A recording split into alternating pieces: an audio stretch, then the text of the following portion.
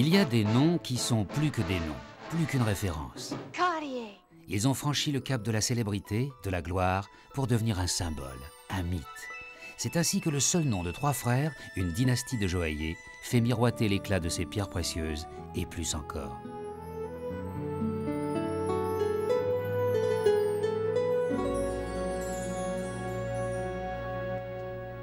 Si vous offrez du Cartier, en voyant la boîte rouge, la personne dira « Mon Dieu ». New York, 19 octobre 1998. La maison Sotheby's met aux enchères une paire de boucles d'oreilles dont l'une est composée d'un diamant bleu. 4 millions ici, 4 700 000 au téléphone. Adjugé, 4 700 000.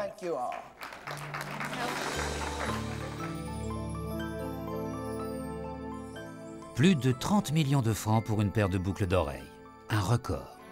C'est ainsi que depuis un siècle, le joaillier des rois, des reines, des maharajas, des stars et des tsars a serti sa légende.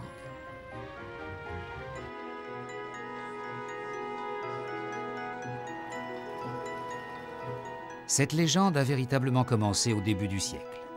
Les créateurs de cet empire sont 3 frères, Louis, Pierre et Jacques, peu enclins de prime abord à reprendre l'enseigne familiale.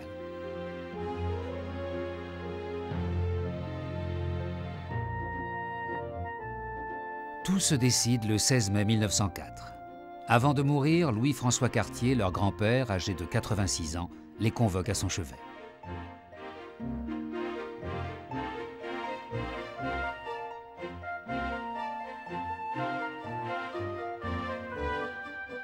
Louis-François a créé l'affaire dans les années 1850. Elle a pour clientèle l'aristocratie française qui lui achète des services à thé ou de savants colliers de pierres précieuses.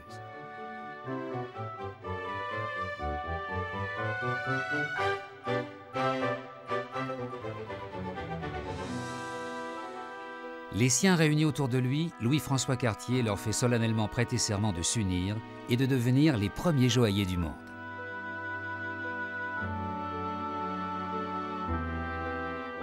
Chacun des petits-fils avait grandi dans le commerce de la joaillerie, mais sans manifester l'intention de reprendre la tradition familiale. Jacques, 20 ans, était passionné de voyage. Pierre, 26 ans, visait une carrière diplomatique. Quant à l'aîné, Louis, 29 ans, ses inclinations le portaient vers les arts. Mais la parole donnée au grand-père allait tous les obliger à changer de cap.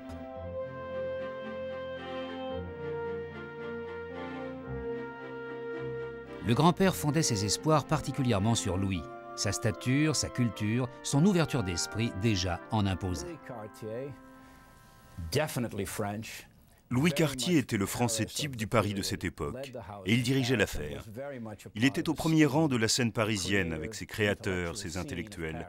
C'était en lui, c'était dans son caractère.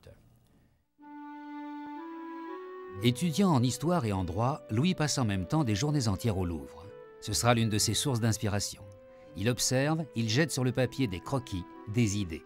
Il y reviendra sans cesse pour ses collections. Sa future réussite commerciale tient d'abord à sa créativité. Elle allait le distinguer de tout ce qui se faisait jusque-là.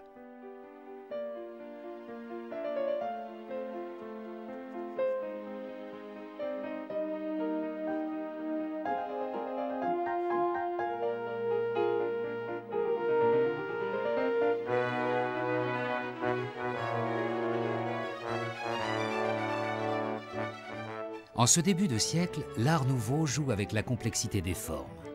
Dans une somptueuse débauche de savoir-faire, il met en avant la virtuosité de ses créateurs et néglige la fonction pratique des objets.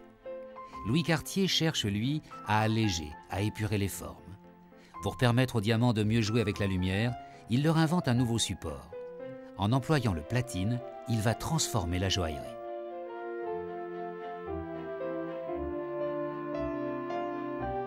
Jusque-là, les pierres étaient serties sur de lourdes ossatures d'or ou d'argent à 24 carats. Le platine, qui servait de filament aux ampoules électriques, va à la fois renforcer et alléger le serti, l'ossature des pièces, et permettre des compositions d'une légèreté inédite. Avec ce nouveau style, le Garden Style, mot à mot le style guirlande, Louis Cartier fait bien plus qu'innover.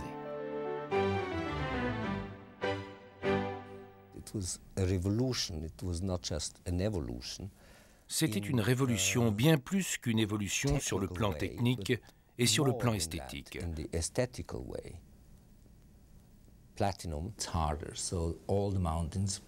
Le platine est très dur et les montures discrètes, légères comme un fil, permirent aux pierres de briller dans leur éclat maximum.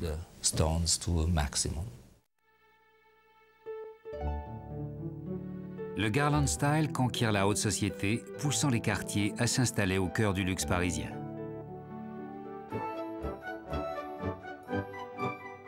La Belle Époque s'apprête à tourner la page du siècle quand le 1er novembre 1899, le 13 rue de la Paix s'ouvre à ses premiers clients.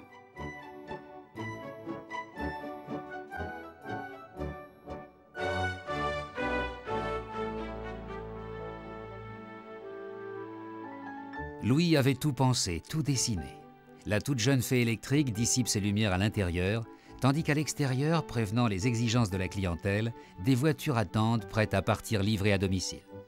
Le Garland Style attire ici une aristocratie cosmopolite.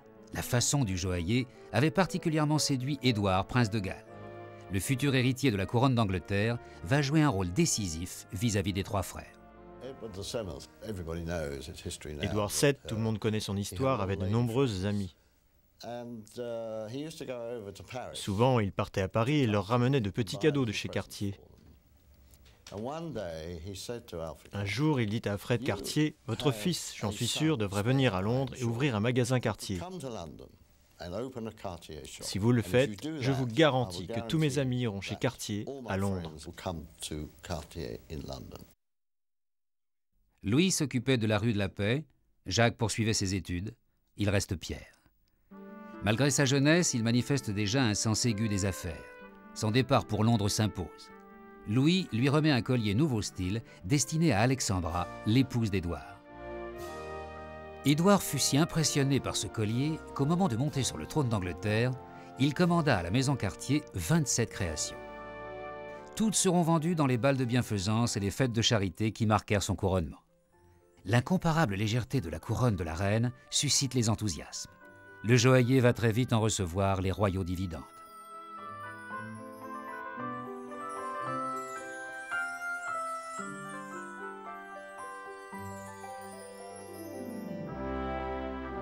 Édouard VII considérait dorénavant le joaillier comme son fournisseur attitré. Faveur suprême, il allait lui concéder le titre de fournisseur exclusif de la couronne britannique. À Paris, le 13 rue de la Paix devient une antichambre de l'Europe où le souverain d'Espagne, celui du Portugal, croise l'aristocratie des princes et des princesses. Selon la formule attribuée à Édouard VII, le joaillier des rois était devenu le roi des joailliers. Ce n'était pourtant que la première étape de la construction d'un empire. Une partie de l'Europe conquise, les quartiers se tournent vers l'Est, vers la Russie du tsar et des tsarines. La cour de Nicolas II vit ses derniers fastes. Karl Fabergé, joaillier en titre, jouit jusque-là d'un monopole sans faille. Porté par son succès londonien, c'est Pierre qui se lance dans la campagne de Russie. Pour commencer, il se contente d'expositions renouvelées périodiquement. Au fil des saisons, ses présentations deviennent l'un des temps forts de la vie de la cour.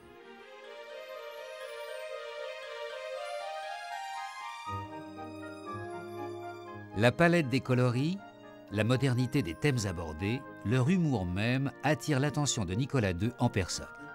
À partir de là, le joaillier bénéficiera de la protection du tsar.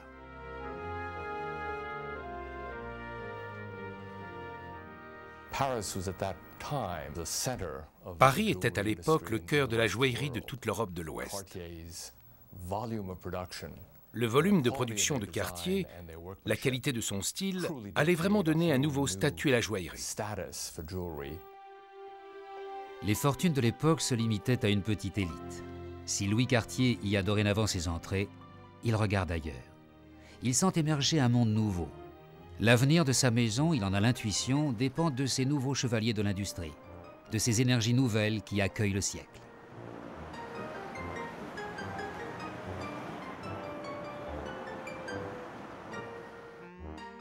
L'époque de la belle Othello ou des demi-mondaines manière Liane de Pougy s'achève. La clientèle a souvent les traits rudes d'un nouveau magnat américain venu chercher chez Cartier le petit cadeau de Paris. Les épouses, les héritières des grandes familles américaines, découvrent à travers lui cette ère du Paris de la Belle Époque, du French Cancan, et de chez Maxim's. Santos Dumont y dîne un soir avec Louis. L'aviateur explique au joaillier sa difficulté quand il pilote de sortir une montre de la poche tout en gardant les mains aux commandes. 5 sur 5, Louis décrypte le message et se met au travail.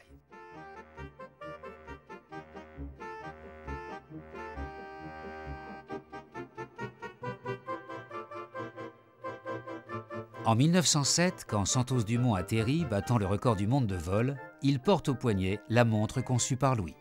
C'est la première montre-bracelet des temps modernes.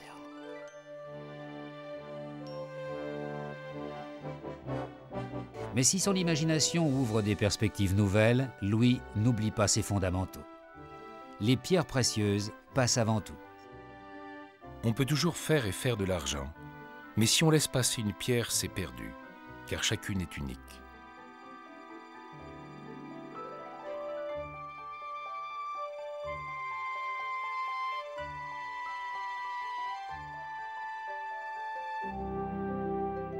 Dès que se présente un nouveau lot de diamants, de pierres précieuses, il faut s'emporter acquéreur. La chance de les obtenir brutes peut ne pas se représenter. Jacques a 20 ans quand il découvre ce négoce où tout se joue, souvent sur un seul geste. Jacques partit donc vers le Proche et le Moyen-Orient, à la recherche de pierres et pour rapporter le plus de perles possible. Les perles exigeaient des efforts surhumains. Des milliers de plongées avant de finir par trouver la perle rare. Un collier coûtait alors autant qu'un petit Rembrandt.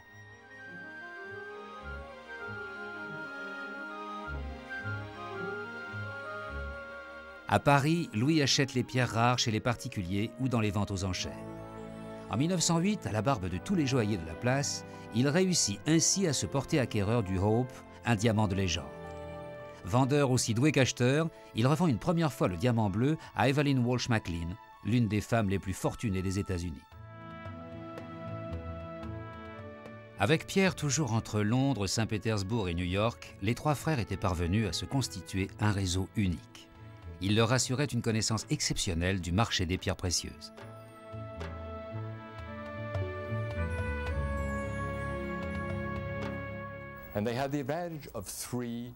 Ils avaient l'avantage d'être 3 corps et 3 esprits travaillant sous un même patronyme. Et c'est quelque chose que dans notre métier nous envions tous, parce qu'ils pouvaient être partout dans le monde, et ils y étaient. En 1914, la maison Cartier a déjà dépassé toutes les autres. Elle est alors l'unique joaillier de dimension internationale de son temps. À Paris, Louis ne cesse d'exposer et de renouveler ses collections. Jacques s'est définitivement installé à Londres, sur Bond Street. Quant à Pierre, New York comme Saint-Pétersbourg lui ouvrent ses portes.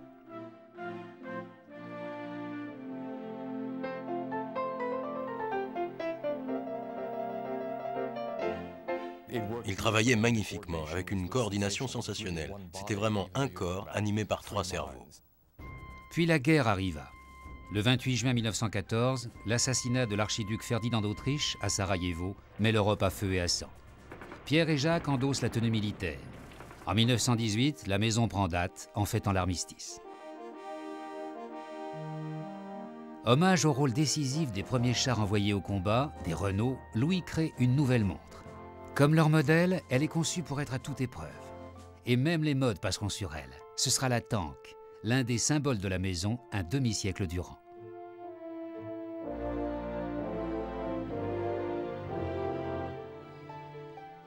Une nouvelle époque s'ouvre alors, laissant des pans entiers de l'aristocratie européenne en ruine. L'Amérique, elle, vit en plein boom économique. Et les frères décident de laisser Pierre y jouer pleinement sa carte. Il ne manque pas d'atouts.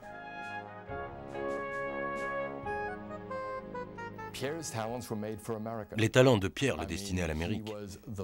Des 3, c'est celui qui avait le plus le sens des affaires. Pierre Cartier possédait aussi cette ouverture d'esprit qui lui permettait de se mélanger aux gens et de se faire accepter de la société américaine.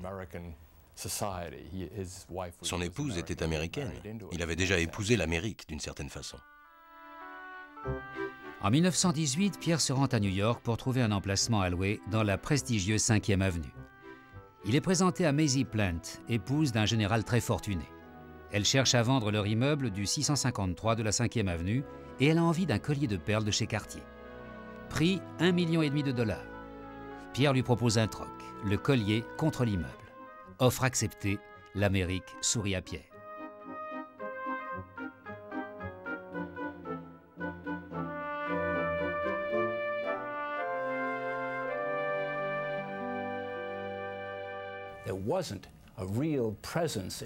On ne trouvait pas alors à New York ou dans le reste du pays de présence affirmée de grands noms français. Je crois que les Américains de cette époque ont ressenti sa venue comme un peu de la grandeur de Paris débarquant à New York. C'était Paris s'installant 5e avenue. Je pense que ça a beaucoup contribué au succès de Cartier aux États-Unis. L'Amérique des années 20 vit l'âge d'or de son ère industrielle. Ces magnats achètent chez Cartier pour confirmer leur accession sociale. Mais si les nouveaux millionnaires en dollars gagnent le 653 de la 5e avenue, c'est toujours Louis, à Paris, qui donne le ton en insufflant à ses créations un savant dosage de haute tradition et de modernité.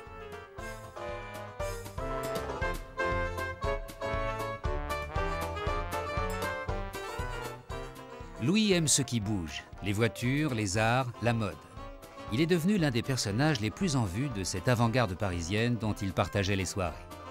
Il y rencontra une jeune femme qui, en dépit de tout, l'accompagnera toute sa vie.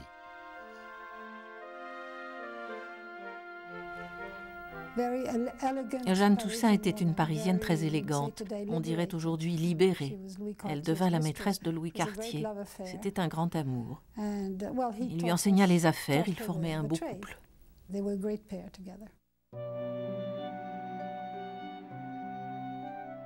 Jeanne Toussaint avait 12 ans de moins que Louis.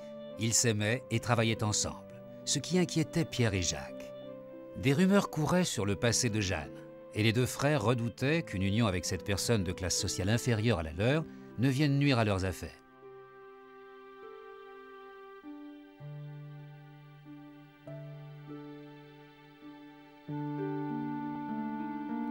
Un conseil de famille fut organisé.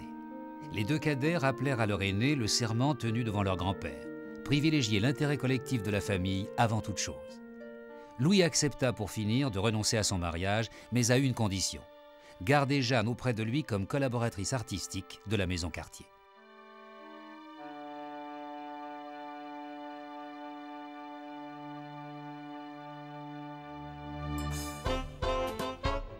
Jeanne lui avait fait découvrir les prémices du plus important changement social de l'après-guerre, l'émancipation des femmes. Comme Coco Chanel, Louis fut un des premiers à créer un style en accord avec l'air du temps. Avec Jeanne, qui avait la responsabilité du tout récent département accessoires, ils inventèrent une gamme d'objets radicalement nouveaux. Ils étaient conçus pour des femmes qui bougeaient, pour les accompagner tout au long de la journée. Entorse à sa qualité aise-joaillier, Louis avait même osé, et on le lui reprochera, créer le sac pour tout mettre dedans quand venait l'heure du foxtrot, celle du charleston.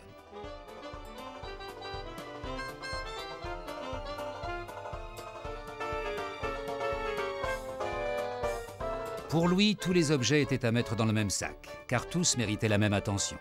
Ils traduisaient une manière d'être, ils révélaient un état d'esprit.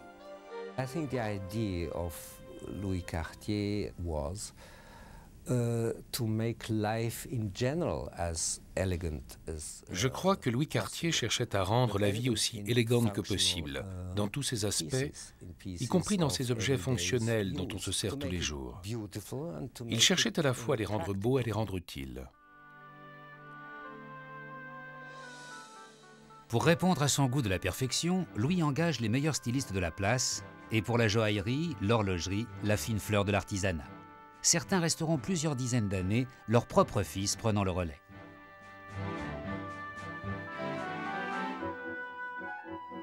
Avec Jeanne Toussaint, Louis s'attache comme très proche collaborateur Charles Jacot. Cet ancien architecte a longtemps étudié le style de Louis Cartier. Cette manière particulière de saisir ce qui est dans l'air, tout en laissant affleurer un savoir très ancien. Tout en nuances, il compose ses pièces où s'inscrit en filigrane de l'Extrême-Orient au Moyen-Orient le sourire des civilisations passées. La découverte en 1922 du tombeau de Toutankhamon allait être l'occasion d'une de ses plus étonnantes collections. Les ateliers de la rue de la Paix font vivre après 4 millénaires les chefs-d'œuvre sommeillants de la vallée des rois. Ils ouvrirent la joaillerie à de nouvelles influences. Influence persane, influence asiatique, influence égyptienne. De nouveaux matériaux, des pierres précieuses assorties à des pierres semi-précieuses.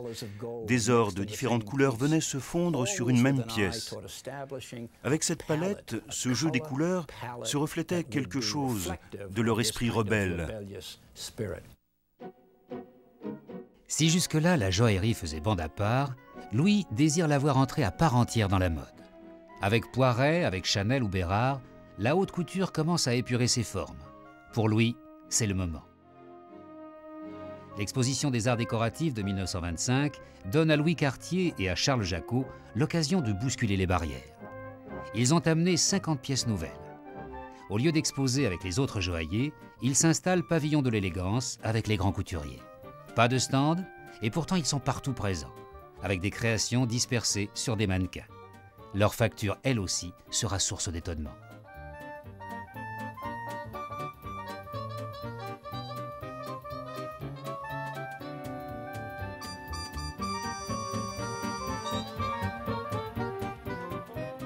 Le joaillier est parmi les premiers à proposer cette géométrie stylisée qui demain s'exposera pleine façade, l'art déco.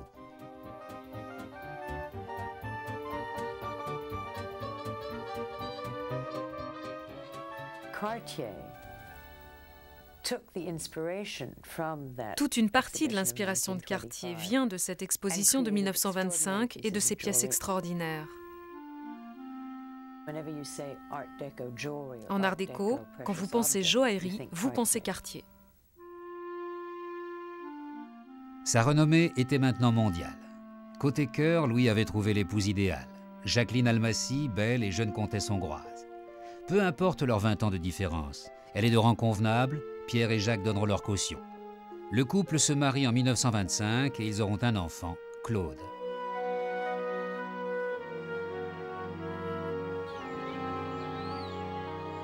Cette même année, les trois frères perdent leur père. Avec lui s'éteignait la deuxième génération des joailliers, celle des pères fondateurs. Le père disparu, ce sont maintenant les trois frères qui tiennent entre leurs mains le destin de la maison et la responsabilité plus tard d'en transmettre les rênes.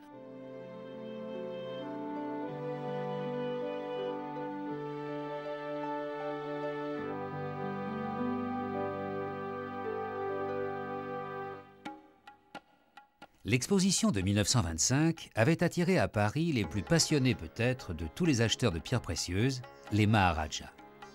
L'Inde, alors colonie britannique, ils avaient dû passer par Londres pour prendre contact avec la maison Cartier.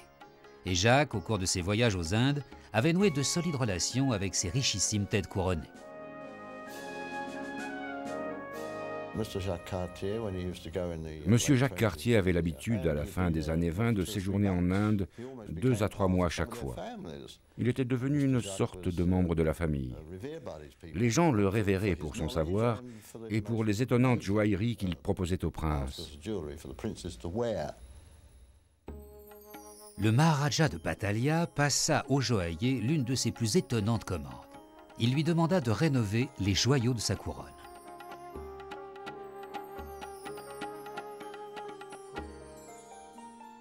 La pièce restaurée par le joaillier approche les 1000 carats. C'est le plus gros de tous les colliers de diamants de la planète.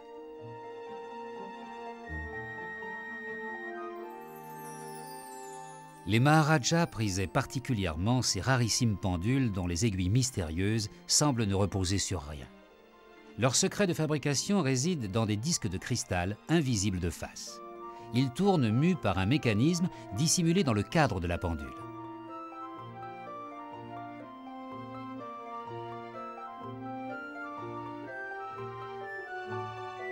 Ce chef-d'œuvre était une invention de Maurice Couet.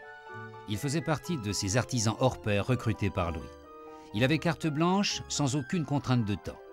La fabrication d'une seule pendule prenait de 8 à 10 mois.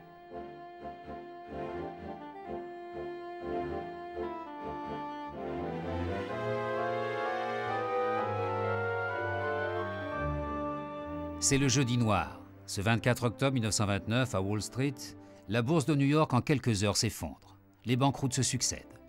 Chez Cartier, on revoit les prix à la baisse pour rendre les pièces plus accessibles. Il faut à la fois surmonter la crise et maintenir des liens avec la clientèle en attendant des jours meilleurs.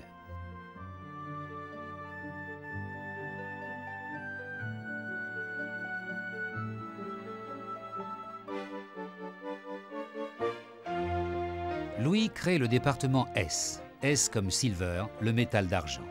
Son emploi va lui permettre de fabriquer moins cher, tout en gardant la qualité et le chic maison.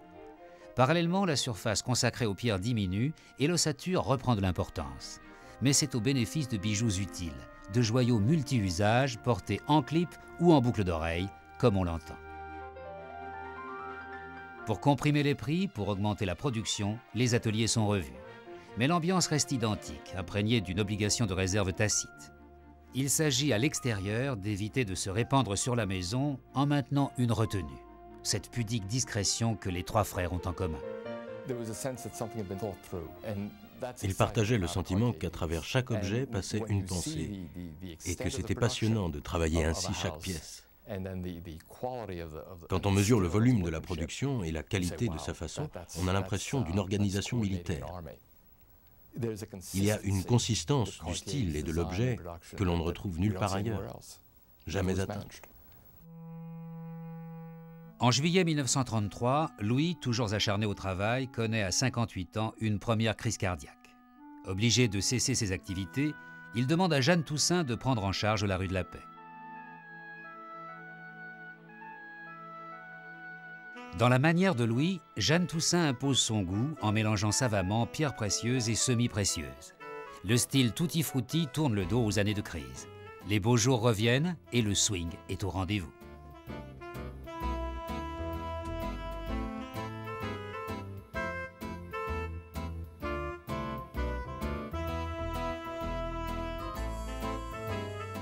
En 1936, Daisy Fellows, américaine fortunée des États-Unis, ramène rue de la Paix pour les adapter au style tutti-frutti, un collier et 2 anciens bracelets. Résultat, un subtil mélange où l'évocation de la joaillerie indienne vient tempérer l'exubérance du tutti-frutti.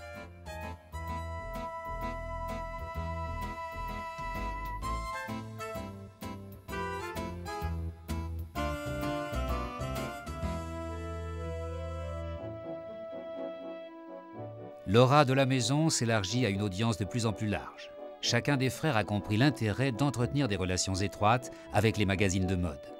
Cette attitude toute nouvelle à l'époque voit Louis entretenir un véritable partenariat avec le magazine Vogue.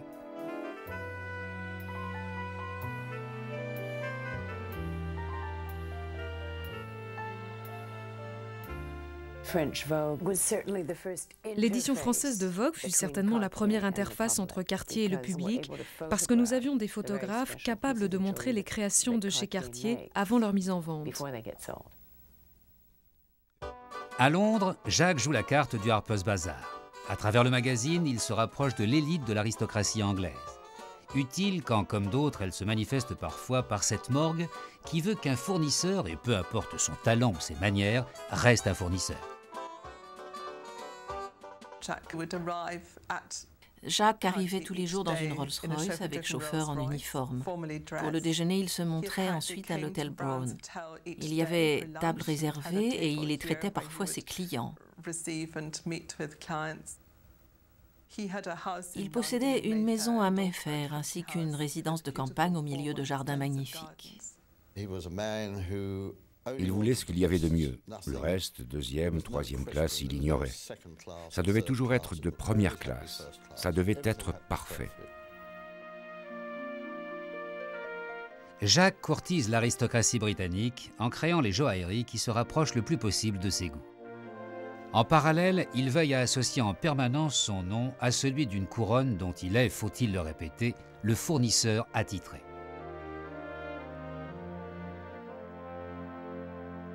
Du côté de Hollywood Boulevard, Pierre joue sur l'image pour imposer la sienne. Les stars des studios, en portant ses produits à l'écran, en assurent la promotion. Quand l'Amérique découvre la montre-tank au poignet de Rudolph Valentino dans Le Fils du Chèque, un déclic se produit. L'acteur a levé un tabou, la joaillerie s'adresse aussi aux hommes. Un nouveau marché s'ouvre, Pierre se prépare déjà à en toucher les dividendes. On pouvait voir les plus grandes stars hollywoodiennes acheter chez Cartier ou se faire offrir des bijoux de chez Cartier pour les porter ensuite, y compris dans leurs propres films. L'actrice Marilyn Monroe fut peut-être même plus célèbre pour les bijoux qu'elle portait que pour ses interprétations.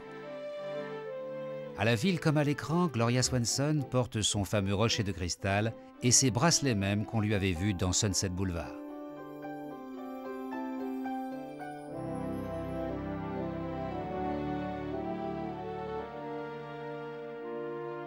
Partout où ils sont, ils imposent leur éclatante réussite. Louis est l'un des hommes de Paris les plus en vue. Jacques se confond maintenant avec cette société anglaise qui l'a tant fasciné.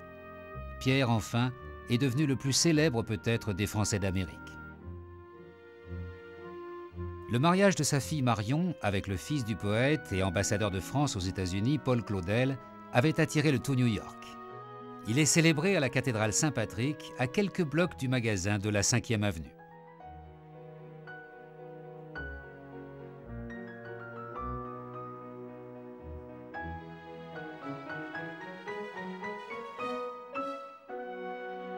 Ils avaient atteint le faîte de la gloire pour régner sur Paris, Londres ou New York. Mais le siècle s'apprêtait une seconde fois à basculer dans la guerre. Des décisions urgentes s'imposaient, de sinistres échos donnaient de la voix.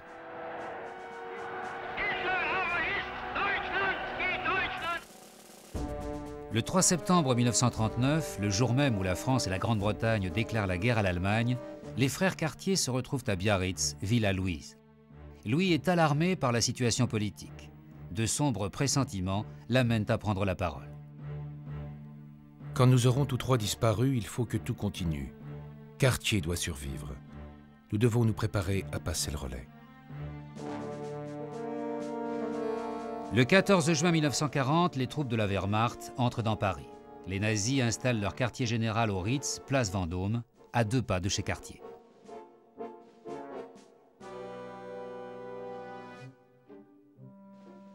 Louis Cartier, dont la santé soulève de plus en plus d'inquiétudes, est parti à New York, abandonnant à Jeanne Toussaint le soin de tout gérer. Plusieurs cadres sont arrêtés pour avoir exprimé leurs opinions anti-nazies et les ateliers sont fermés.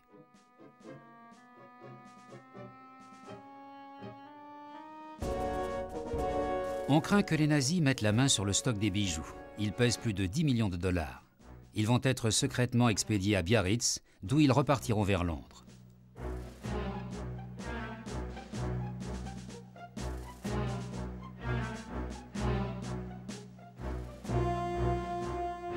Jacques est souffrant. Il quitte Londres pour la France non occupée. Il confie son affaire à Étienne Bélanger. Ce dernier est lié d'amitié avec un jeune colonel français. À partir de son bureau de Bond Street, il va faire battre le cœur de la France libre.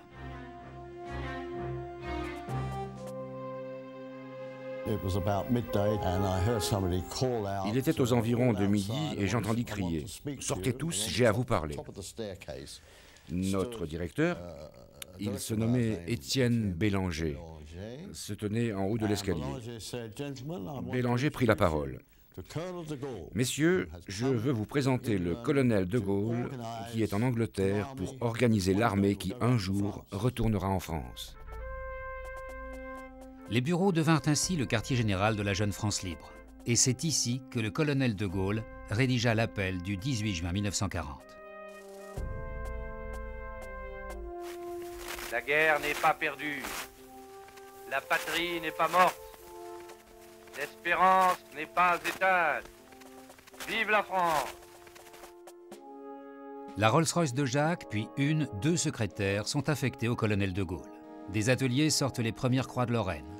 On aide matériellement les plus démunis de ceux qui rejoignent de Gaulle, tandis que la précision des joailliers se consacre à ajuster les pièces les plus délicates des bombardiers britanniques.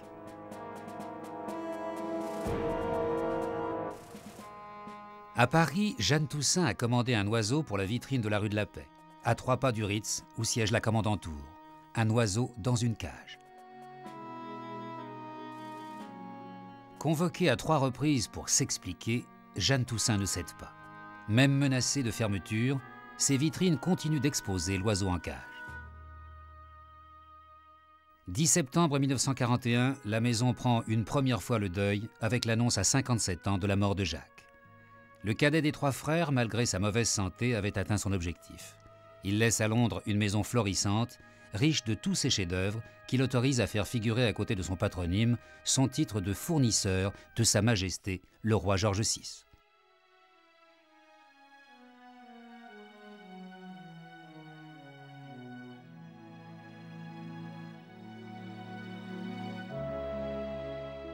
Dix mois plus tard, le 23 juillet 1942, Louis disparaît à son tour, victime d'un infarctus au cours d'une réunion de travail dans un grand hôtel new-yorkais. Il avait 67 ans. Pendant près de 40 ans, cet artiste né, homme d'affaires par volonté familiale, avait apporté aux siens son souffle créateur.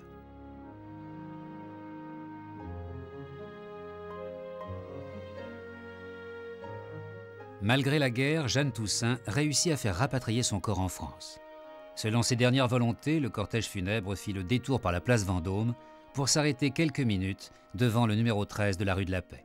Les rideaux sont tirés et le drapeau en berne.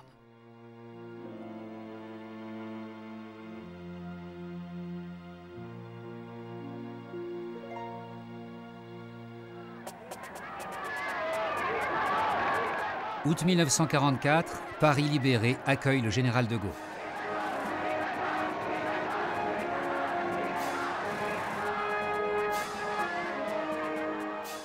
C'en est fini, la cage s'ouvre.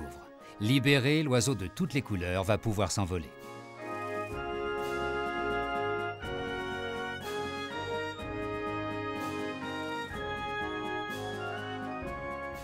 L'heure est à l'optimisme. Sous la direction de Jeanne Toussaint, Cartier réinvente un paradis. Les pierres s'y épanouissent en bouquets de fleurs, tandis qu'à côté des canards de ce jardin extraordinaire, la vie trinque à ses retrouvailles.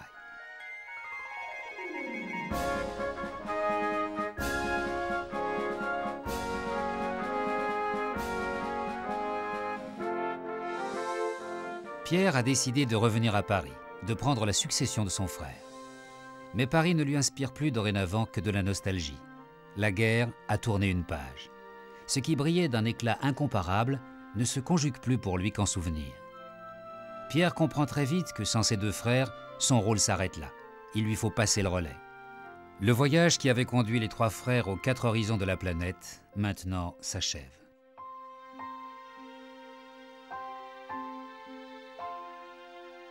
Bientôt 70 ans, Pierre décide de se retirer à Genève. Sa succession est réglée. Il l'a longuement mûri et s'imagine, ou peut-être il le feint, qu'il peut se retirer en toute sérénité. Le fils de Jacques, Jean-Jacques, prendra la succession de Londres. Claude, le fils de Louis et de la belle comtesse hongroise, part à 20 ans diriger New York. Paris revient à Marion, sa propre fille. Pierre Cartier pense sa succession assurée, mais il néglige de faire prêter serment comme son grand-père l'avait fait à la nouvelle génération. C'en était fini de cette coordination qui aboutissait à une tournure d'esprit, à une imagination commune. Tout à coup, il y eut 3 façons de faire différentes et aucune d'entre elles ne s'accordait avec les autres. Marion, propriétaire en titre de la rue de la Paix, vise d'autres ambitions dans la vie et le quotidien repose sur les épaules de Jeanne Toussaint. La stature qu'elle a acquise pendant l'occupation lui donne une dimension encore nouvelle. C'est elle, en fait, qui assume l'héritage spirituel de Louis. Elle est allée chez Cartier tous les matins, pratiquement jusqu'à sa mort. C'était sa vie. Et son goût était devenu le goût Cartier. Ses principaux clients appartenaient au cercle de ses anciennes relations. Parmi eux, le duc et la duchesse de Windsor. L'ex-roi d'Angleterre avait divorcé, quitté le trône pour la duchesse. Toujours amoureux, il n'en finit pas de lui offrir de nouveaux cadeaux, et sa flamme est intacte.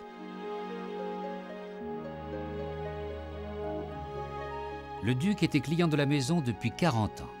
Pour ses 50 ans, il couvre la duchesse de joyaux. Pour sceller leurs amours, il fait composer cette couronne avec leurs initiales mêlées. En 1948, le duc fait cadeau à la duchesse d'une panthère qui devient l'emblème secret de la maison. C'était le surnom donné à Jeanne Toussaint pour sa passion des grands fauves et aussi pour les coups de griffe assassins qu'elle pouvait décocher. Dans son pelage d'onyx et de diamants, la panthère se métamorphosera en collier, en bracelet, en boucle d'oreille.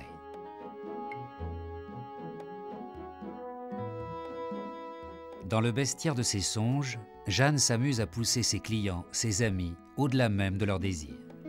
À Maria Félix, elle propose un collier de diamants souple comme un véritable serpent. Impossible. La star mexicaine est persuadée que Jeanne rêve. Vrai. Les pieds sur terre, Jeanne rêve. It's a very impressive piece. C'est une pièce impressionnante par sa taille, par son poids. Et c'est aussi un chef-d'œuvre de technique.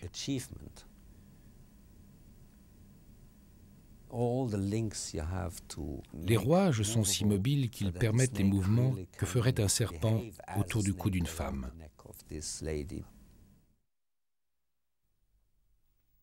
À Londres, Jean-Jacques voyait la clientèle traditionnelle s'éloigner. Une taxe imposée sur les produits de luxe les rendait inabordables.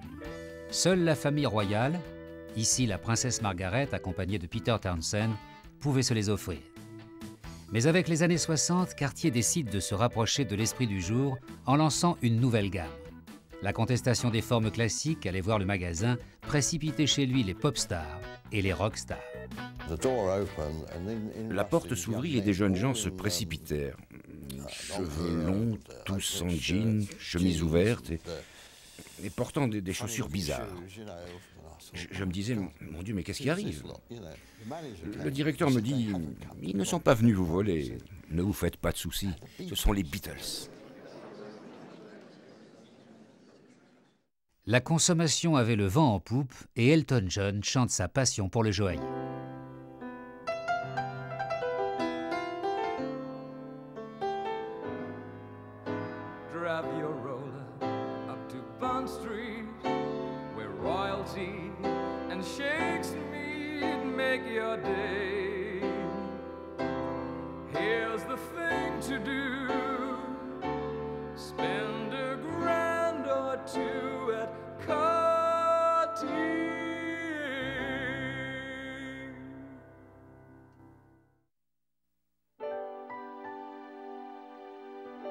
À la même époque, à New York, Claude Cartier décide en 1962 de vendre le magasin à un groupe d'investisseurs extérieurs. L'empire s'effrite. Pierre, le père de Claude, mourut peu après. Et bien que ce soit de mort naturelle, ceux qui le connaissent bien, dont moi-même, sommes persuadés qu'il est mort le cœur brisé.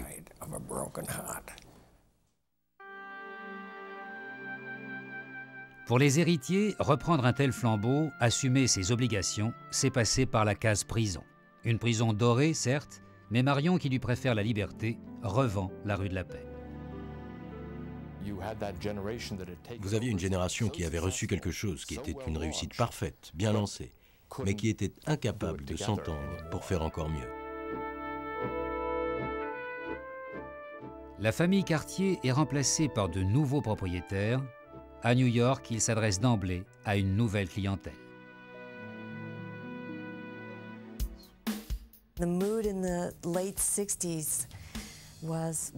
Fin des années 60, la tendance était, je crois, chez tous les joailliers, de faire de l'argent. Dans les 60s, les gens achetaient.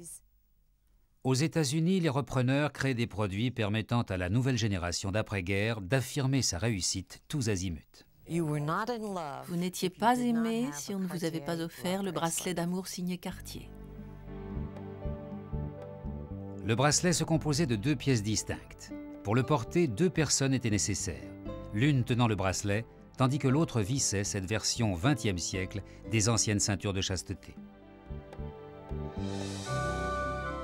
Pour promouvoir son nom, Cartier cherche toujours à l'associer aux célébrités. La fin des années 60 donne à la maison l'occasion de frapper un grand coup. Un diamant de 69 carats est mis aux enchères.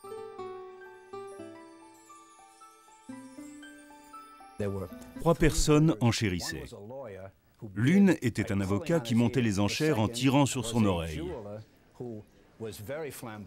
La seconde était un joaillier très extraverti qui se mettait à onduler frénétiquement pour signaler qu'il surenchérissait. La troisième était le représentant de chez Cartier. Tant qu'il gardait les bras croisés, ça voulait dire qu'il surenchérissait d'un cran. On avait atteint les 800 puis les 900 000 $, quand le joaillier leva sa main frénétiquement et lança 1 million de $. À ce moment-là, toute la salle s'est levée pour applaudir. C'était la première fois qu'un diamant arrivait à 1 million de $.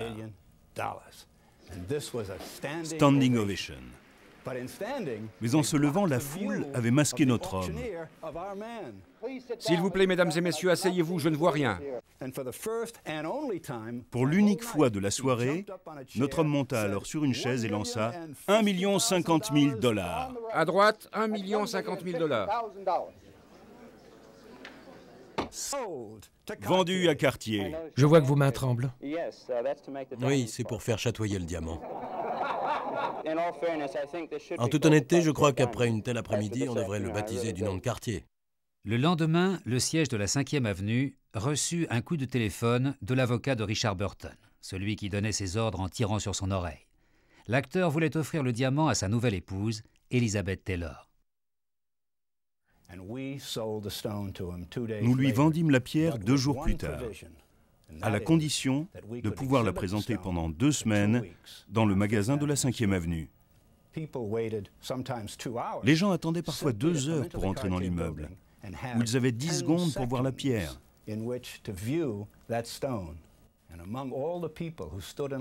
Parmi tous ces gens-là, devinez qui s'y trouvait. Moi, c'est la première fois où j'entrais dans l'immeuble Cartier. Jusque dans les années 70-80, la marque continue sa croissance, mais chacun de ses pôles travaille de son côté. Robert Hock et Alain Perrin rachètent alors Paris, New York et Londres, reconstituant ainsi l'Union sacrée. La nouvelle maison Cartier innove avec les musts, cette nouvelle gamme visant la frange la plus aisée de la classe moyenne.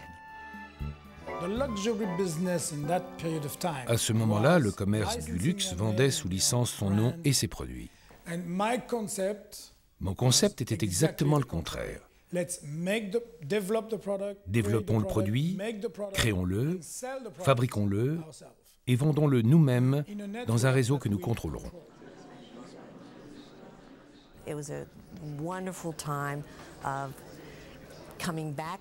Nous vivions avec l'impression merveilleuse de retrouver une famille. Nous envisagions à nouveau de travailler ensemble. Nous rêvions de ramener Cartier à ce qu'il avait été. Il s'agissait de retrouver la démarche de Louis. C'est ainsi que la tank d'origine est reprise sous une forme légèrement différente. La bague Trinity renoue avec le succès, tandis que la panthère surgit de ses formes anciennes pour accompagner les lignes nouvelles.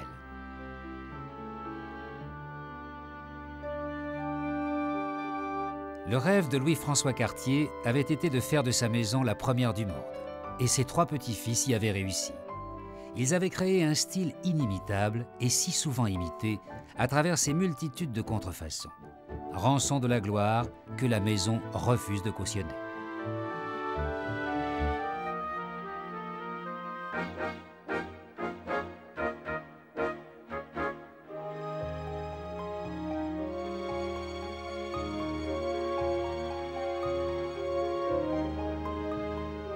En 1997, un diamant parfait, sans défaut, plus gros que tous ceux qu'on connaissait jusque-là, est découvert. La maison Cartier l'achète et le baptise du nom de Louis Cartier. Hommage à celui que célébrait la même année le British Museum à Londres et le Metropolitan Museum à New York. Grande première posthume qui voit un joaillier faire son entrée au musée.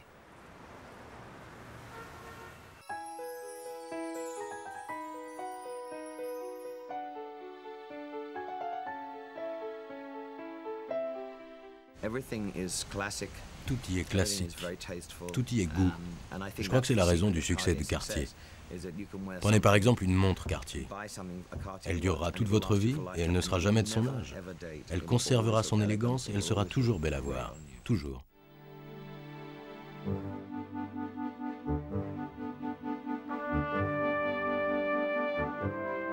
Prince du muet ou star du cinéma parlant, roi et reine de cœur, altesse sérénissime, first lady ou tsarine, maharaja ou pop star, à tous, les frères Cartier ont imposé leurs griffes et cette part de rêve et de mystère que pendant un demi-siècle, ils ont porté dans le secret de leurs ateliers.